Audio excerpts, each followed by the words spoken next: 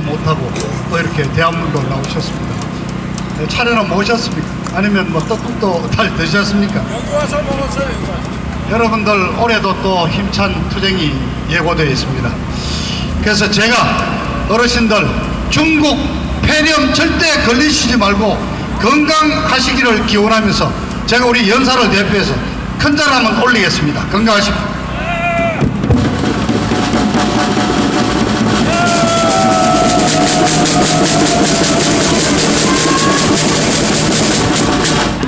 자, 2020년 음력으로 경자년이 밝았습니다. 토정비결 요즘 안 보시죠? 제가 오늘 설이니까 이 구구를 한번 좀 따져보겠습니다. 이 경자년이라는 경자는 갑월병정 이렇게 나가는 천간, 열천간의 7번째 숫자입니다. 근데 이게 목편을 찾아보면은 구셀 경자다 이렇게 되어 있는데요. 오행으로 따지면은 이게 금에 속합니다. 쇠붙이, 철. 그 쇠라 그러면은 대본이 뭐가 생각납니까? 쇠로 만드는 칼과 창. 그 옛날 분들이 이 전쟁을 상징한 거로 받아들였습니다. 그래서 그런지 이 경자가 들은 해에 역사적으로 보면은 큰 일이 많았습니다. 그래서 어르신들은 올해 경자년 그러니까 올해 시끄럽겠구만 그렇게 생각하십니다. 자, 보십시다. 1950년 6.25 경인년이 났습니다. 이게 열자로 끝나거든요. 10년 뒤인 경자년 1960년 4.19가 터져가지고 건국 대통령 이승만 대통령 하와이로 쫓아냈습니다. 그리고 20년 또 지나서 1980년 경진년에 광주에서 무장 폭동이 일어났습니다.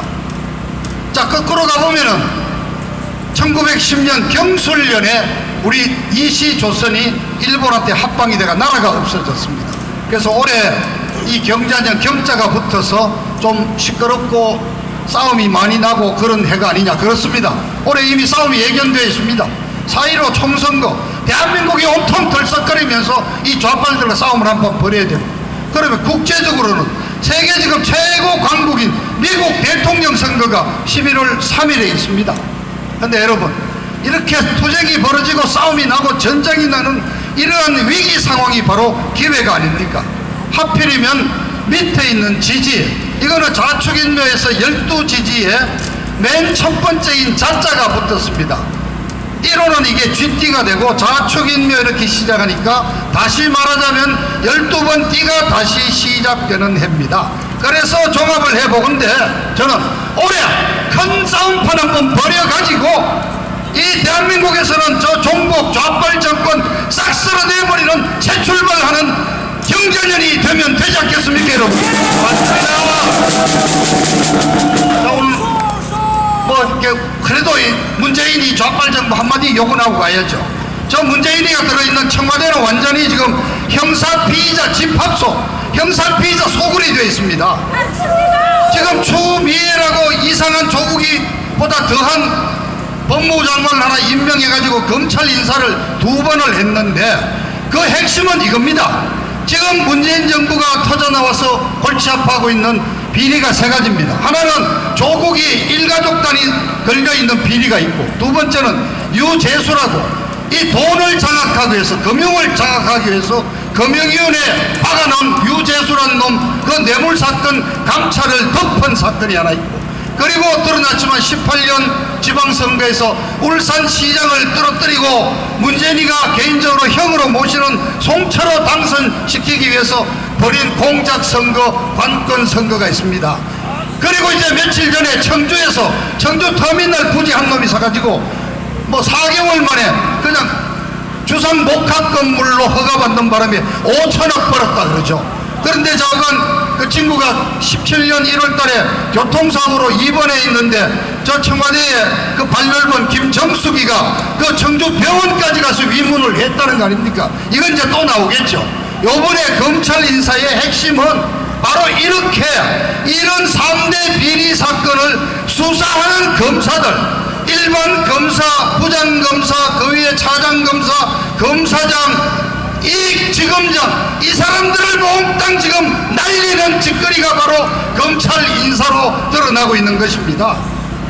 이 문재인 좌빨정부 청와대는 하도 주연제가 많아가지고 지가 임명한 검찰총장도 좀 못 믿고 우리 아무리 죄를 지어도 우리 식구들은 봐줘야 될 거 아니냐 이놈 하면서 검찰을 지금 급박하고 있는 게 이게 지금 대한민국의 참 비참한 현실입니다.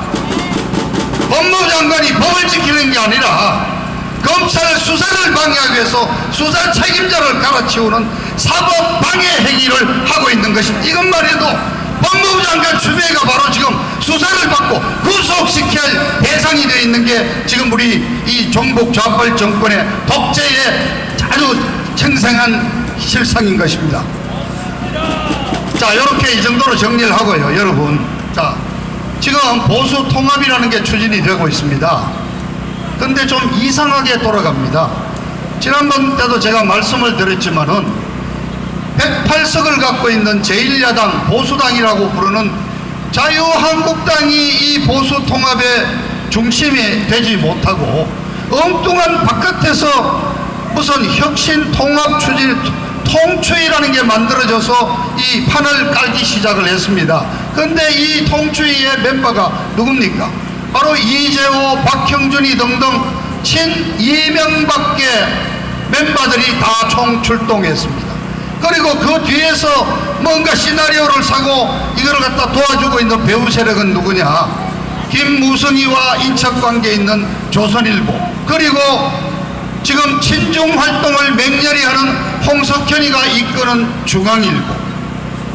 자, 이자들이 지금 나서가지고 보수 통합을 추진하고 있는 그 복잡한 과정 제가 다 생략하고 결론만 말씀드리면은 지금 108석의 자유한국당과 8석밖에 없는 유승민이의 정당이 1대1로 통합하는 게 보수 통합으로 지금 드러나고 있습니다. 여러분, 작년 11월 달에 황교안이가 유승민이하고 합치겠다고 이미 한번 운을 떼었다가 모든 우파 유튜버들이 다 들고 일러서 말이 안 된다 그러니까 그냥 접었는데 이게 드디어 나왔습니다.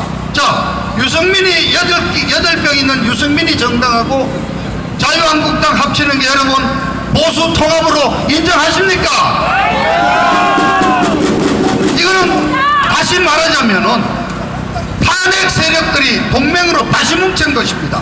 자, 조선일보와 중앙일보를 비롯한 이 언론, 거기에 친이명밖에, 그리고 탄핵 찬성한 62명, 그 세력들, 자기가 뽑은 자기 당의 대통령 등 뒤에서 칼 꽂고 나가가 자유한국당은 망해야 되는 정당이라고 나가서 바른정당 만들었던 자들이 다시 재집결한 탄핵의 제2라운드가 바로 지금 보수 통합입니다.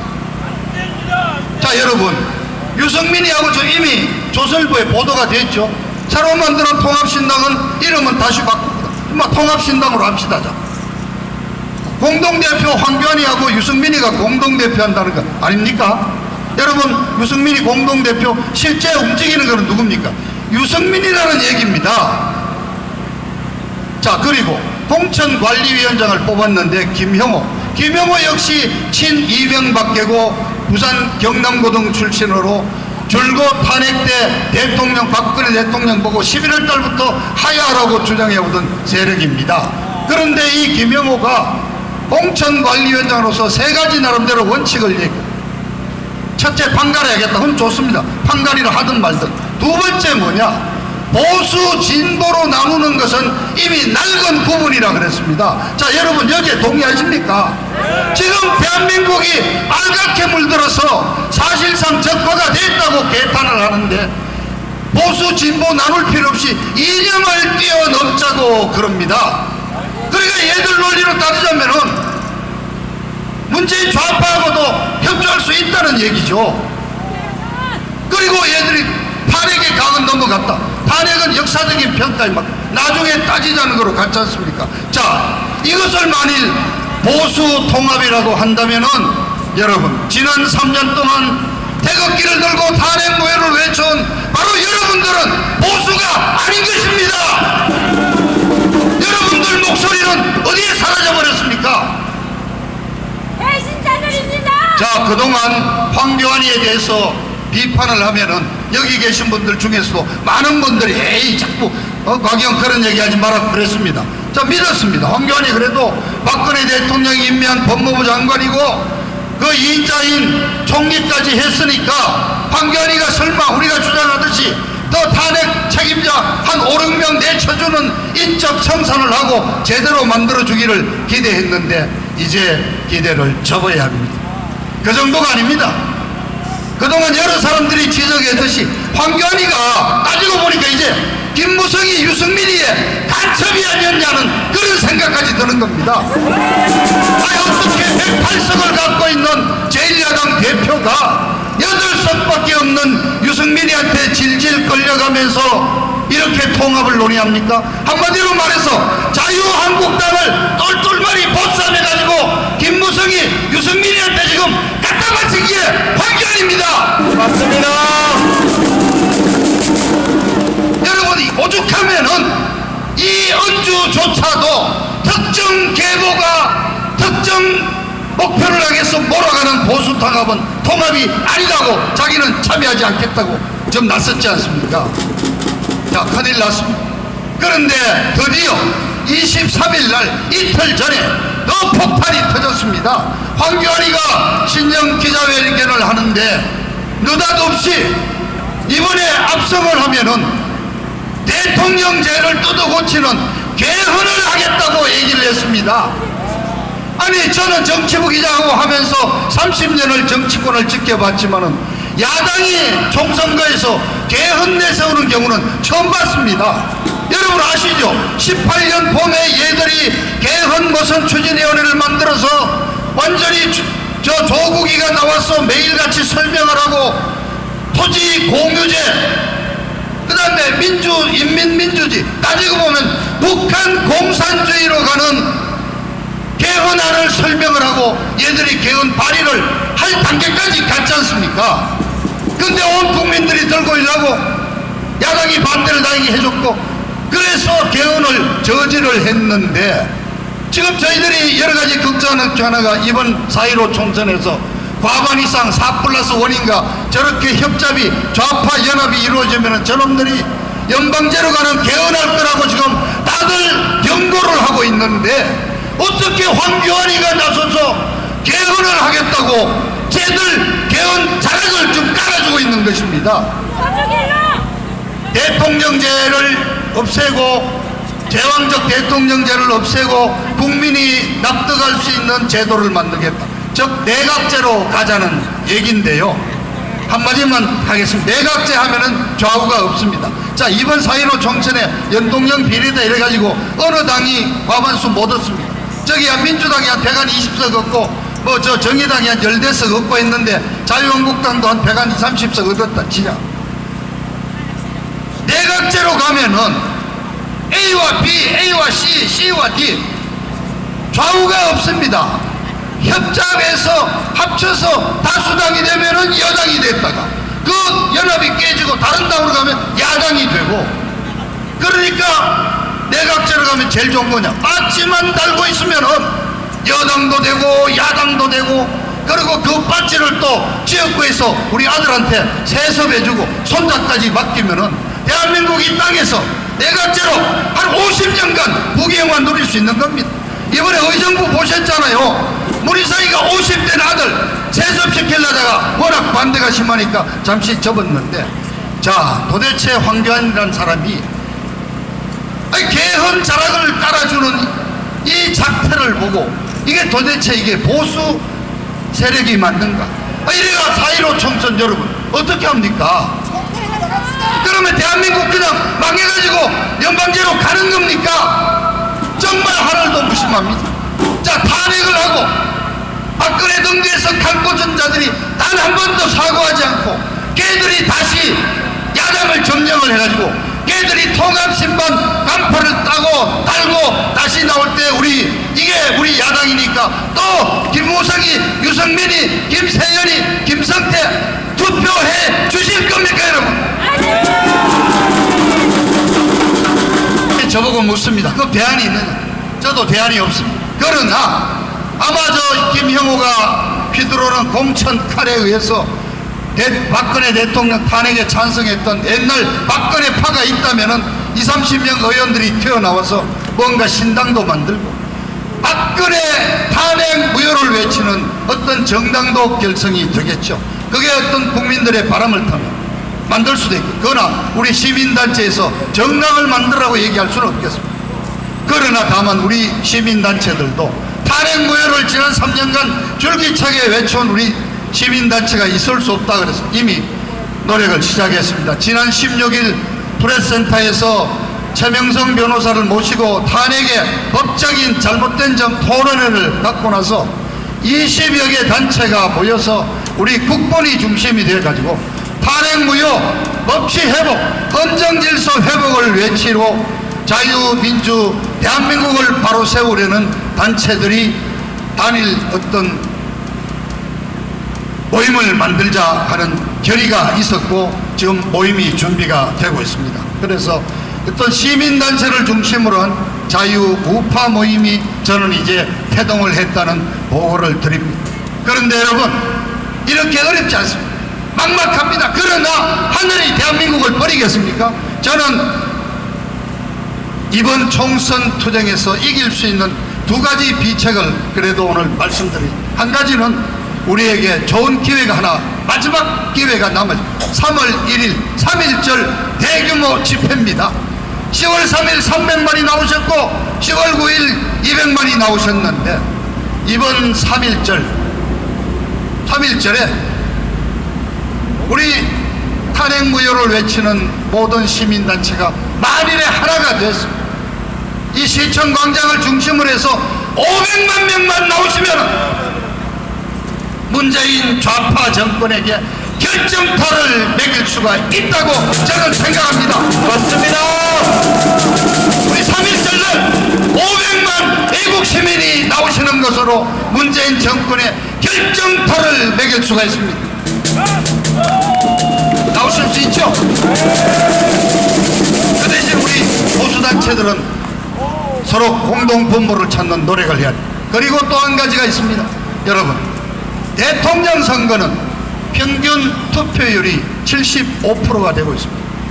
지난번 선거는 78%까지 갔습니다. 특히 오후 2시쯤부터 투표율이 보통은 떨어지는데 지난 12년 12월 19일 박근혜 대통령을 당선시킨 그날은 투표율이 올라가기 시작했습니다. 이게 뭐냐? 또 젊은 애들이 나와갖고 이게 뒤집히는가 아니냐 했는데 다행히 60대 이상 우리 고령층에서 그날 당일 오후 2시부터 대거 투표장에 나오셨습니다. 그래서 78%의 가장 높은 투표율을 기록하면서 박근혜를 51.6% 1500만 지지 대통령으로 만들었습니다. 그런데 여러분, 총선거의 평균 투표율은 55% 내외입니다. 적게는 54%에서 58%입니다. 그래서 제가 처음 말씀드립니다. 우리 어른신들이 저도 그 부류에 속하지만은 자 어쨌든 새로 나오는 우리 보수의 대표적인 정당을 위해서 당일날 투표율 우리가 다 나와서 10%만 올리면은 무조건 우리가 3분의 2, 180 정도 딸 수가 있는 겁니다, 여러분. 맞습니다. 사전 투표하시지 말고 4.15날 계시다가 오후 2시, 3시 때부터 나오셔가지고 동네 어른들 손잡고 내가 커피 사줄게, 내가 오늘 국밥 사줄게 해서 데리고 나오셔서 투표율을 10%만 올리면은 우리 보수가 확실하게 이길 수 있는 것입니다, 여러분. 자, 여러분 건강하십시오. 우리의 투쟁은 아직 끝나지 않았습니다. 이제 지금부터 한시가 바쁘게 새로운 우리의 여망을 충족시켜줄 보수 신당이 나오고 보수 세력이 뭉치고 그렇게 해서 3.1절날 500만 애국 시민들이 좌파 정권을 끝장을 냅시다. 네, 좋은 말씀 해주신 권성권 의원님께 다시 한번 큰